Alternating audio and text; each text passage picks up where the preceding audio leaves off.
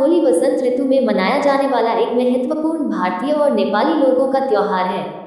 ये पर्व हिंदू पंचांग के अनुसार फाल्गुन मास की पूर्णिमा को मनाया जाता है। होली रंगों का तथा हंसी खुशी का त्योहार है।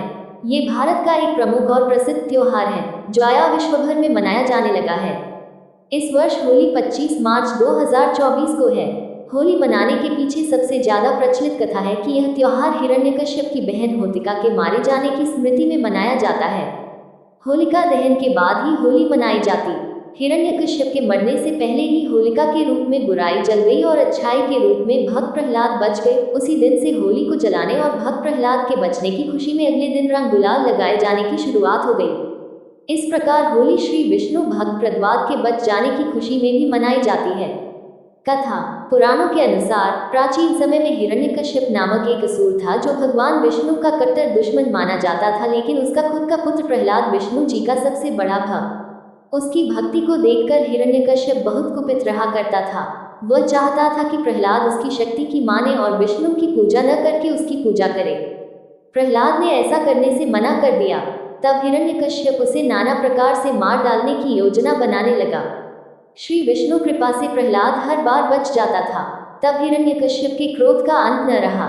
उसने अपनी बहन होलिका से प्रहलाद को जलाकर मार डालने की प्रार्थना करने लगा। उसकी बहन होलिका की यह आशीर्वाद था कि वह अग्नि में नहीं जल सकती। अतः उसने अपनी बहन को मनाया कि वह प्रहलाद को गोद में लेकर अग्नि में बैठ जाए।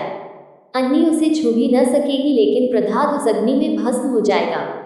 बहन ने अपने भाई की बात मान ली और एक नियत समय पर यह प्रहलाद को गोद में लेकर बैठी। उसने अग्नि का आह्वान किया। आश्चर्यजनक रूप से होलिका उस अग्नि में बुरी तरह झुलस गई, जबकि भक्त प्रहलाद साफ साफ बच गया। इस प्रकार बुराई पर अच्छाई की विजय के रूप में देश भर में होली मनाई जाती।